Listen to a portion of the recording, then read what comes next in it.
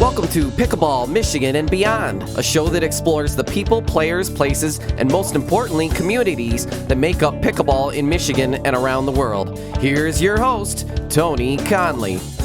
Welcome back to Pickleball, Michigan and beyond. I'm your host, Tony Conley. Our producer is Benjamin Robinson. The sport and popularity of pickleball is exploding around the world, especially here in Michigan. On Pickleball, Michigan and beyond, we'll talk with the players, the pros, the facility owners, the tournament promoters, the equipment and clothing leaders, and more importantly, the communities that encompass pickleball. Our next guest I've had on once before. I had to get her back because she's crazy knowledgeable. Karon Jackson is a pickleball tournament director and promoter. She's the owner of Plot Twist Pickleball. She's got a tournament that's coming up. We're going to talk a little bit more about that soon. Karon, how are you? I'm good. Thank you for having me back. All right. Well, thanks for coming back. Let's just dump right into it. We really had a conversation about the basic rules and regulations and other things with pickleball. We're going to dive a little bit deeper. I want to talk about player skill rating systems, especially Duper. Talk a little bit about that, if you will. How does that work? So I came in right about a year before Duper came in to the pickleball world, and then it took about a year for it to take over the pickleball world. And previously, you had to have a USA pickleball. In order for your rating to ever change, pickleball's always been self-rated. In my experience and from what which is absolutely ridiculous, because you're either going to underrate yourself so you can win all the time, or maybe you just have a sense of humility. I don't know, or you're going to overrate yourself so that you'll, because you think you're better than you are. I don't know. It's very rarely is it, somebody that,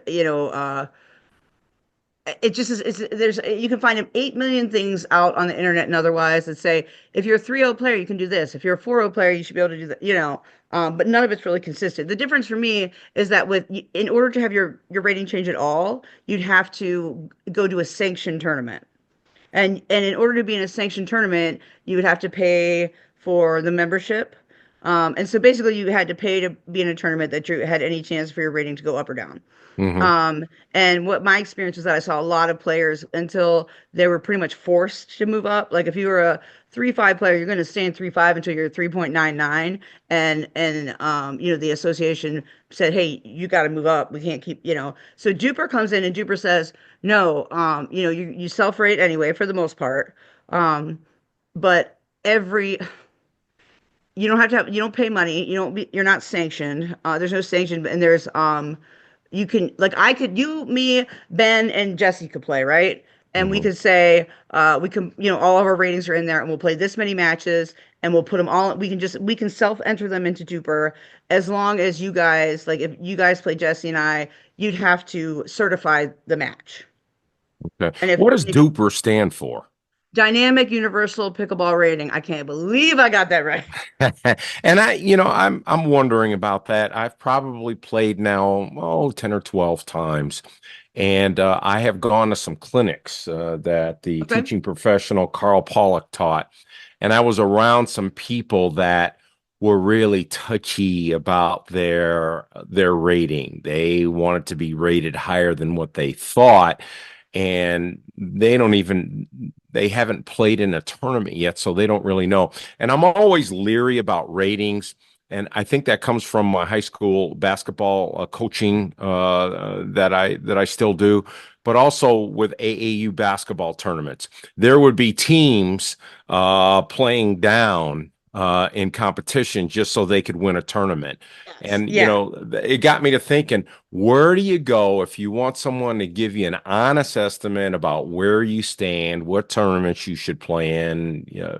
Is there such a system? There is now. Okay.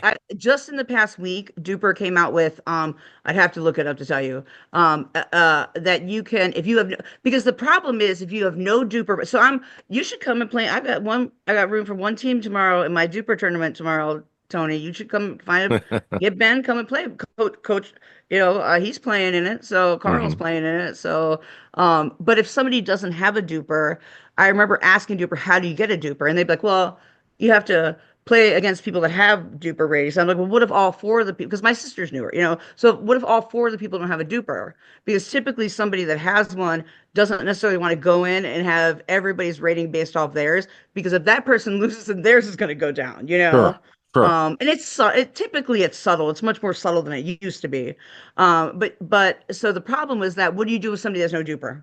Because you Hmm. could go in and play a 5-0 tournament and you'll be incredibly high rated Hmm. without a duper because you're playing against players with a really high duper.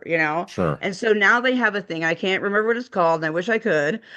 Um, that is you can take your phone and record while you play, and they have a pool of like 16 duper like duper coaches that will critique. They'll look at it and say, this is the rating that you are, and they'll give you a rating. Or if Hmm. you're a player that wants to get better, Hmm. and say like you're a 3.8 and you want to be a 4 or 2, 4 or 5, then you can do the same thing and they critique it and say what you need to do it. And that's just been in the past couple of weeks. I mean, that's brand new. All right. It sounds like to me that for a beginner like myself, I should just go enter the lowest rated tournament that I could get in, be be that 2.0 to 3.0, see how I do and go from there. What do you think? So when I came in before Duper, I was encouraged with my female partner to go in at 3.5, which in rec we were definitely 3.5. Hmm. But when it came to playing in a sanctioned tournament, um, we got our butts handed to us. Hmm. And so we were like, okay, well, let's play 3-0. We wiped the floor at 3-0. And so Hmm. there's such a like subtle, you know, but Duper came in, you're right. I mean, honestly, I guess you could say in reverse, it depends on what you want to do. Do you want to win or do you want the rating? If you want the Hmm. rating, then actually going at the higher level, whether you have your butt handed to you or not, you're going to have a higher rating. Right. It'll eventually level out if you continue to play. Or going at the lower rating and you'll have medals and whatever else, but your duper is not going to be Yeah, above see, whatever the I don't want highest to do one. it either. I want to Yeah, compete. I don't necessarily want to win the tournament. I'm not right. looking for wherever my rating is, it is. And I'm kind of self-judging myself. I get my serves in regularly. But now what I'm trying to do is cut down on unforced errors on myself. When I get away from, I just learned how to hit a drop shot. I went to a clinic. Okay. When, Yep. when I can get away with Karen or stop hitting balls into the net, hitting balls out of bounds, learning to play the game and let the other team make the unforced error, or at Patience. least give me a kill. Yeah.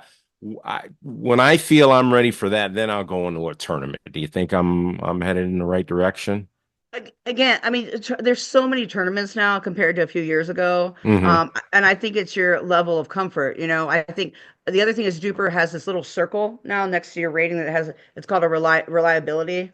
And so the more tournaments you play, the more reliable. Like my reliability is like 3% right now because I haven't Hmm. played in a tournament, like a Duper tournament. And so I played in some cherries, but not otherwise. Hmm. But I have a friend that plays, I mean, tournaments every weekend. Hers is 100%. So if you Hmm. see her 4.5 rating, it's a Hmm. true 4.5 rating. It might even be a little bit higher, but Hmm. it's because but if you look at somebody that has a 4 or 5 that has a 2% rating, it's kind of like, it's not necessarily, and a lot of people don't think about that. And that's been new in the past, I think year and a half.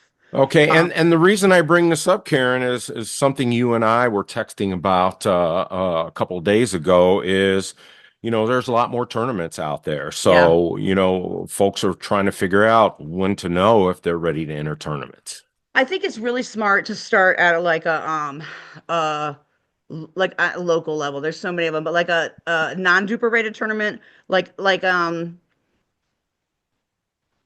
maybe outside of your area or in a bigger like a more like a really used where it has a variety of people that will come in. Hmm. Like we have a place here that it's the same. They do a lot of tournaments and that's great, but it's the same people every time with a couple of exceptions. And I don't think that gives you a true testing of the rating Hmm. because you're not playing different players. Go to Grand Rapids to Belknap and get on their challenge court or sit Hmm. and play against them. And I think that's the best way to see where you are. But if you stay in your same little pod, Hmm. you'll never get a real. And that's the cool thing about pickleball, Karen. What I've learned from you, what I've learned from Jesse Stipkak, what I'm learning from other friends like my friend Brian Bachnick, who was recently out in North Carolina, took his paddle with him and just found some games to jump in, Yeah, found yep. a level that he's comfortable with, and that's what folks need to do, it sounds like. 100%. Yeah, because outside of your area, you just get a different experience. But eventually, I mean, if you go to so many places, and there's so many around, I mean, Michigan has, I mean, there's so many opportunities to play in different places. Go to open play here in where I am in Kalamazoo and Portage. Once it gets warmer out from dawn to noon, there's 10 courts and people just it's like rec play, and you move around, you do whatever, and then that's how you meet people, and you find, you move in with your level. There's leagues, things like that.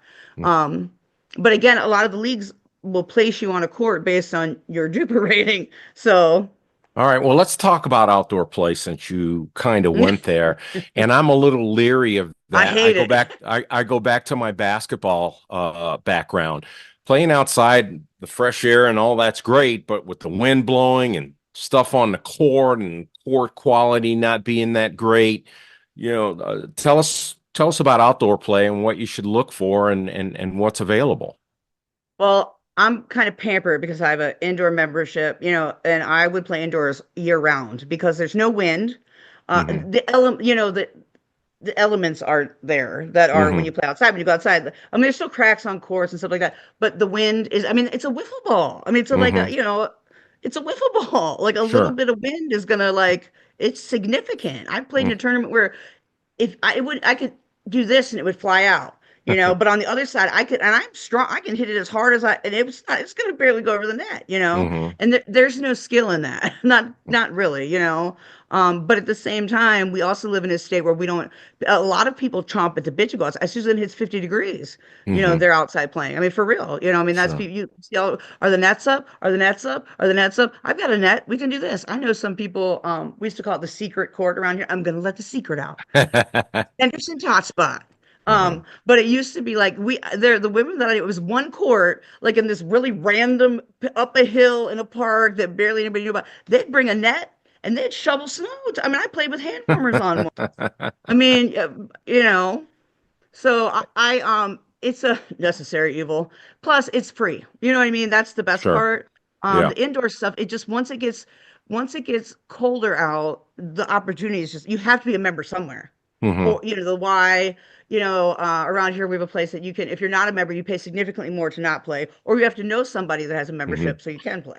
Yeah, it seems like outdoor play would be great for beginners, especially I'm trying to drag some friends and relatives to play. So just to teach them the basics and to Yep. help them get the fever, if you will, it seems like that'd be a good opportunity for them. It is. Plus, you don't have to I mean, I think the last time we talked, I said I used to drag my kids because I didn't know anybody, Hmm. and but once I found out about the drop-in play, like anybody can show up, you just drop in and you rotate in, and then you don't have to worry about getting a foursome, or you don't have to, and I mean that's where I began, and I think it's great. I mean, I think it's great. All right, Karen, let's talk about how to pick a partner you might regularly play with, not only just for fun or challenge courts, but for tournaments. When I go back to my coaching background, I always teach my team, everyone has responsibilities. These are your responsibilities. If I do this, you should do that. If the opponent does this, you should do that. How do you pick a partner you regularly play with? So I think that like what you said right there is, I mean, once you get, I would say like 3-5, high 3-5 to 4-0 and above, people should do certain things, period. I mean, Hmm. like there's certain ways that certain things that you expect that if, I might not drop the third shot, but it might be the fifth or the seventh. And if I drop it, the hope is that it's going to get popped up or hit in the net. And if it's popped up, you need to be there to put it away. Right. And so those kind of things should just naturally be there. So what I synergy and energy, man.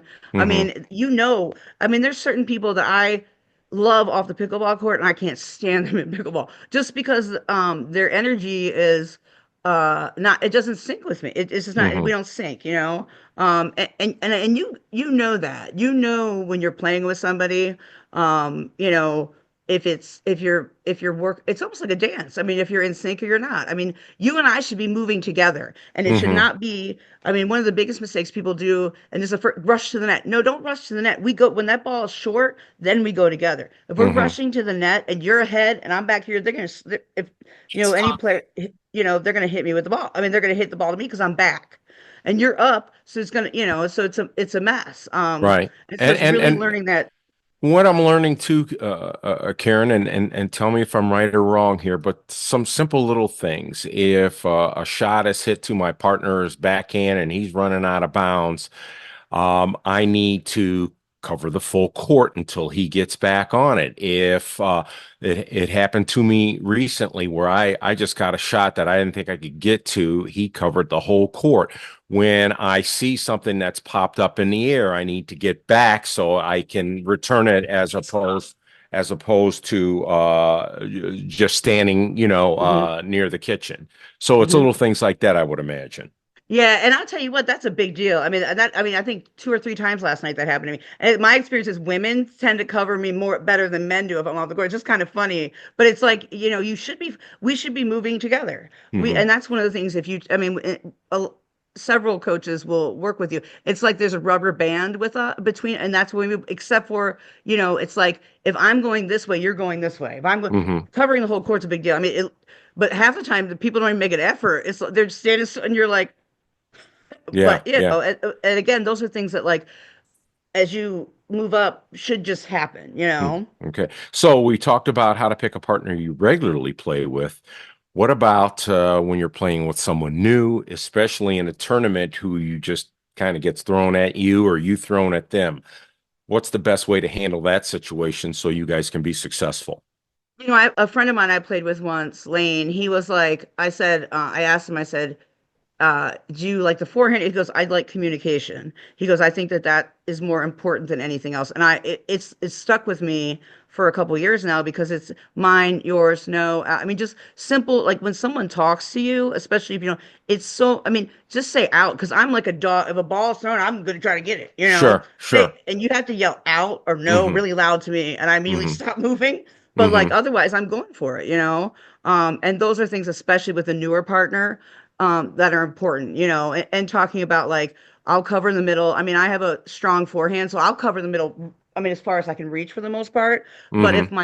if that partner I play with isn't used to that, then we're gonna bump into each other. And so Hmm. it's really kind of just, I think, I mean, I really believe that communication, like talking while you're playing, is the biggest thing that you can do. And being encouraging. I mean, because once you feel like you're the person tanking, it's either me or you. I mean, that's how you're going to think if you're losing, especially.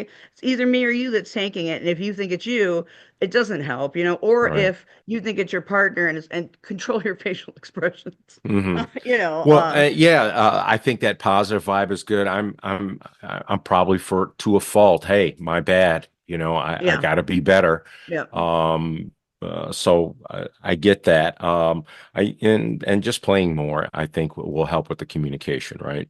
Oh, 100%. Yep. And playing a foursome. I mean, when you can, like that. I think I like the bigger groups, but I also like that foursome because you play the same people, and you get to learn what you works with you, and where, and stuff. It just it's I think there's something about that really Hmm. improves your game. Well, and I think the two main things I've learned recently is number one, on the serve, the second serve. If you didn't get any points or the first serve didn't work out, stop trying to be fancy with the You second got serve. to get Just that get ball it in. in so you can You're play. so, and that's, no offense to men out there, but that's a dude issue half the time. You guys will try to, like, hit the ball in the corner. I mean, and then it's in the net, and we sit there and go, not unless you hit somebody with the ball, we're never Hmm. going to get that point if your serve doesn't go in. And then keeping play going, keeping play in Yeah. the kitchen. I recently learned a drop shot, and just keep playing until the other team either makes a mistake or just gives you a gimme that you can hammer home. Yeah, I mean, the entire point, I mean, regardless of what people say about bangers and stuff, the whole point is to put the ball away. I mean, that's like, Hmm. we're waiting for that perfect shot. Hmm. And some of us think it's sooner than it is. I mean, I half the time I'd rather die than dink, but like, Hmm. it's a necessary evil Yeah, along sure. with resetting the ball. third shot drop, resetting the ball, Reset. and at least having the ability to think, like at least do some, Hmm. um, that's it's so important because it's got to mix it up because that's where the unforced errors come. Is I'm trying to reset the ball and I hit it too high, and that person across from me, that ball is going to come back hard and fast, you know? Jesse Stipkak from Reno's North talks about warming up, and Carl Pollack talks about warming up from the slinky advantage, taking the short shots first and then moving back and taking longer shots just to get used to all those shots and get your body in a groove. What do you think about those two things? Yeah, so I hate warming up, but I absolutely know how important it is, you know. And so a lot of times you see people dink, dink, dink, dink. And I went to a level up camp once, and this is what they said. Number one, especially if you're in a tournament, get on that court, claim that court. Who cares if someone else wants you warm up? And I Hmm. mean seriously. And so you Sure. start with the dinking, then backhand dinking, and then we step back. One of us steps Hmm. back, one of us steps back, and then you do the slinky, and then Hmm. do a friend of mine last night goes, let's do fast hands. And I have really quick reflexes. And so Hmm. I love it. If somebody's like, Karen, you hit the ball at me as hard as you can, I'm like, yes.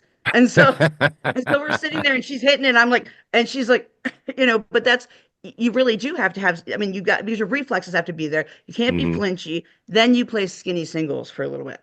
And that's the warm up. I mean, you should really warm up 30 to 45 minutes. And I know myself, it takes me a good hour to be like really where I should be playing in a tournament. What skinny singles? Oh, geez. That's the that it's supposed to be the number one drill, and I hate it because I started playing during COVID, and you couldn't play on a court with two people. You couldn't play doubles, and Hmm. so if we're on a full, two different ways to play it. I'll tell you the one. We're on the full court, right? And we start with we're diagonal from each other, Hmm. okay? And so you have to keep the ball. You have to return the ball in my square, Okay. and I have to return the ball in your square. Oh, so like a serve almost, huh? So Like I a. serve it, we hit it, and say you miss my square. Then I move over, and then we're right across from each other. Oh, okay.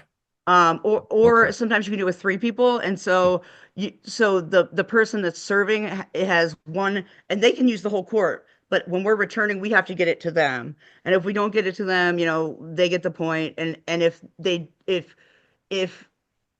we do, then they have to rotate, or they make it, do something wrong. They you rotate out. Yep. All right, we're talking with Karen Jackson, who is a pickleball tournament director and promoter. She's the owner of Plot Twist Pickleball. Karen, I want to talk about something you and I were texting about. And I guess in this world we live in, there's always going to be cheaters or people playing in that gray area. And you said, Tony, we should talk about illegal paddles. Talk a little bit about that, Yeah. Karen. So, delaminated paddles are, you should Google that, like how to delaminate a paddle. It's very interesting. Um, um, and Hula had one that's been, I think it's Hula that it's banned. You can't use it you can't use it in play because when it's delaminated, I'll tell you. So you take up these were made that way, but you could delaminate one, and the quick way to do it is you heat it with like I mean you take a mallet and you break down the paddle so it's the the surface is broken up kind of, Mm-hmm. and then you drill a hole in it, and then you heat it up, and then it comes back together. So it makes it so I'm not a scientist, so it makes it so concentrated in one area that it goes so fast off your paddle and hard. You know, I mean, you can tell there's some out there that are legal right now that haven't been banned, but they will be. Um, Mm-hmm. or or the game's going to one of the others can happen. The game's going to change significantly, but you can Mm-hmm. hear it when someone has one, and you can also see it because it comes off their paddle so fast and hard. It's really kind of shocking. And so Mm-hmm. I mean, basically what they decided is dangerous. So, All right. And but it's been a big deal.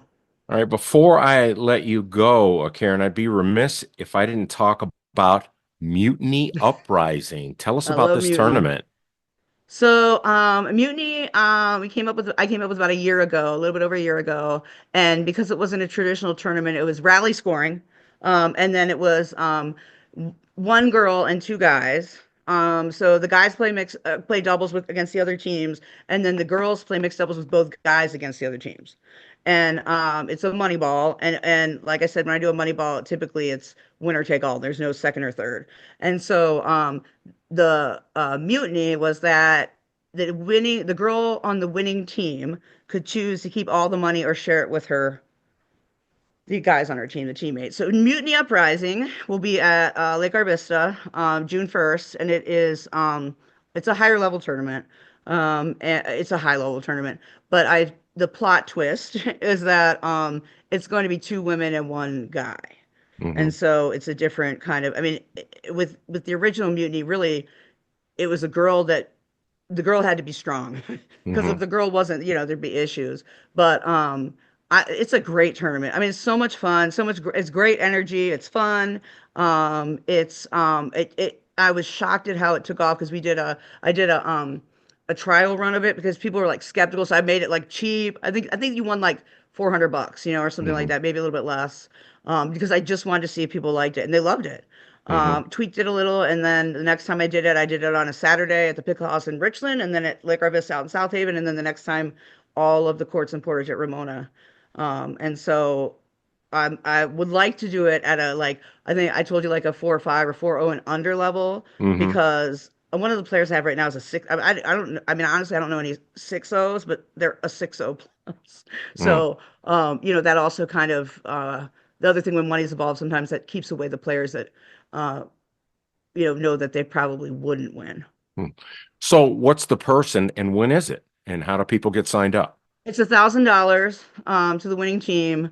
And it is at South Haven and Lake Arvista. I can take 10 teams.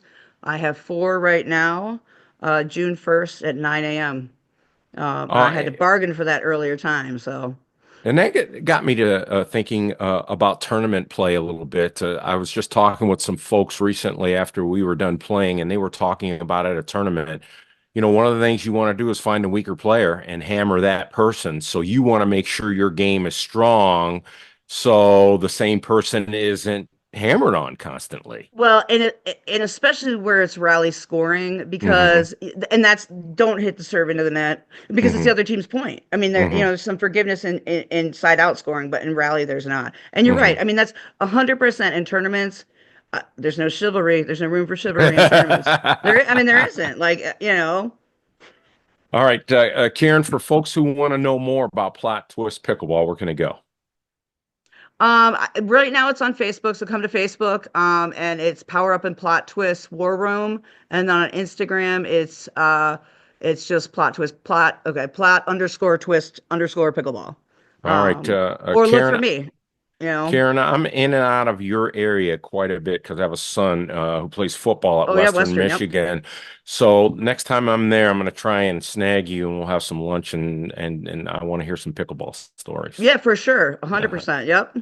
all right, we've been talking with Karen Jackson. Thanks so much for tuning in to Pickleball Michigan and beyond. All of our interviews will be on YouTube, also on SoundCloud. We encourage you folks to like, and you'll get all of our future interviews. Thanks so much. I'm Tony Conley, and we'll see you next time. Thanks for listening to Pickleball Michigan and Beyond. Follow us on Facebook and check out our website, pickleballmichiganandbeyond.com.